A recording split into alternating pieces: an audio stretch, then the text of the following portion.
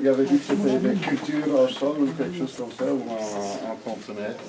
Donc c'est surtout un petit peu pour YouTube aussi, hein, parce que YouTube, il paraît qu'ils sont frustrés parce qu'ils n'ont qu'entendu, ils n'ont pas vu ce que j'ai fait. Donc en fait, c'est pour planter une jardinière. Quand on a, par exemple, des plantes comme celle-ci, quand vous enlevez votre terreau dans le bac, vous mettez ça dedans, mais vous ne savez plus remplir la terre autour, etc. Donc c'est une petite méthode toute simple et qui donne beaucoup de facilité pour le travail. Donc moi j'ai choisi comme ça quelques plantes au hasard, mais mes jardinières à la maison sont déjà faites, donc ce n'est pas esthétiquement peut-être la meilleure composition, je vais dire comme ça, que je fais là aujourd'hui, mais le but ce n'est pas de faire une composition florale, c'est un petit peu de voir comment on peut facilement faire ce genre de choses. Donc pour commencer, mais là c'est déjà un petit peu faussé parce que je les ai déjà dépotés la semaine passée, ce sont les mêmes pots de la réunion de la semaine passée. Donc je dépote et je remets dedans. Ça c'est facile, tout le monde sait faire ça. Donc je fais ça avec chaque. Maintenant les autres sont déjà faits aussi. Donc on a le petit film, voilà. Et je les place, donc quand elles sont toutes faites, je les place pas encore dans le bac. Je commence déjà une étape trop loin. Je garde un pot, plus ou moins. Bon, tu peux laisser, la table va être plus facile à frotter que ton papier. Et je regarde, bon, il ne faudra pas beaucoup de terreau avant que le fond du pot va toucher le terreau. Ici, c'est un bac à réserve d'eau, c'est pour ça que ça paraît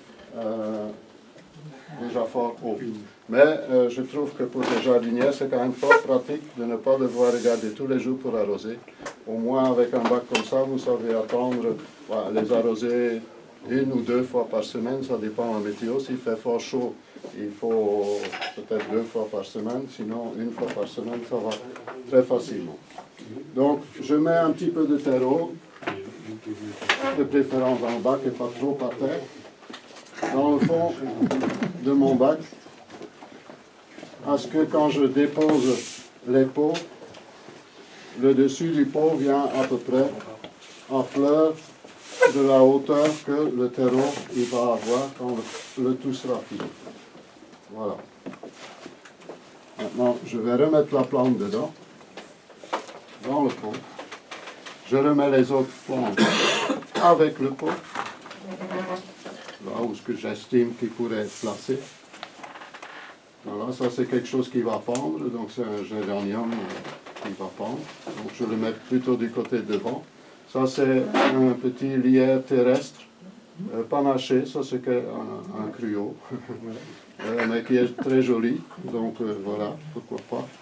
Il se reproduit très facilement, dès qu'il y a des tiges qui touchent sur un autre pot ou sur la terre, ils reprennent racine, vous coupez, vous avez une autre plante. Ça peut servir même comme couvre-sol, ça ne gèle pas du tout. Ça c'est un bidens et ça c'est un genre de pétunia. Donc maintenant, c'est con, hein, parce qu'ils ont leur pot. Mais au moins je sais où ce que l'emplacement du pot va être. Et maintenant, c'est pour ça que j'avais dépoté d'abord. Je crois qu'il ne veut pas sortir. Donc, je remets le pot là où ce que j'avais planté, mais le pot tout seul. Et souvent, on voit l'emplacement où ce qu'on avait déposé le pot. Je salis toute la table, c'est normal. Je ne suis pas chez moi, donc je peux me permettre. Voilà, celui-là qui était ici. Et celui-là, et vient ici. Voilà, maintenant, j'ai l'emplacement de mes pots. Et je n'ai plus qu'à remplir entre les pots avec du terreau. S'il y a du terreau qui tombe dans les pots, on s'en fout. Après, on l'enlèvera.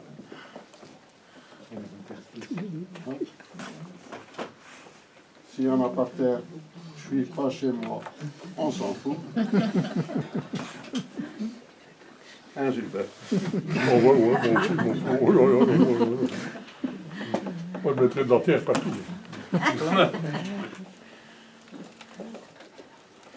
Celui qui aime bien, quand il était petit, jouer au bac à sable, ou à la plage. C'est un peu ça. Hein. À part qu'au lieu de faire des tourelles, ici on fait des tours. Voilà. On peut se permettre alors de légèrement tasser la terre autour des pots. On peut en profiter d'enlever un petit peu ce qu'il y a dedans, pour mettre là tout ce qu'il y en a qui manque.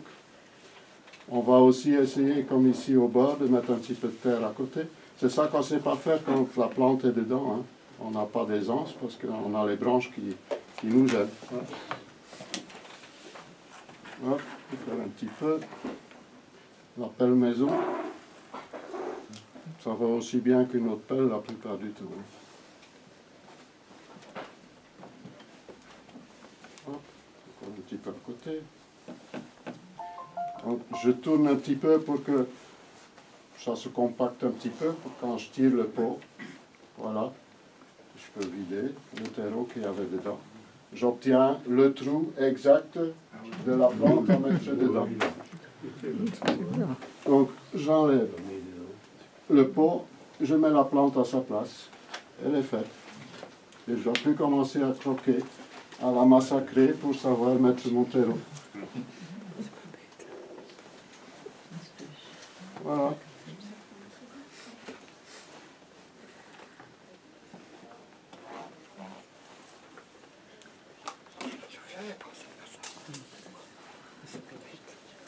Voilà, le tour est fait. Vous appuyez un tout petit peu, que ça tient bien contre dans le terreau. Quoi.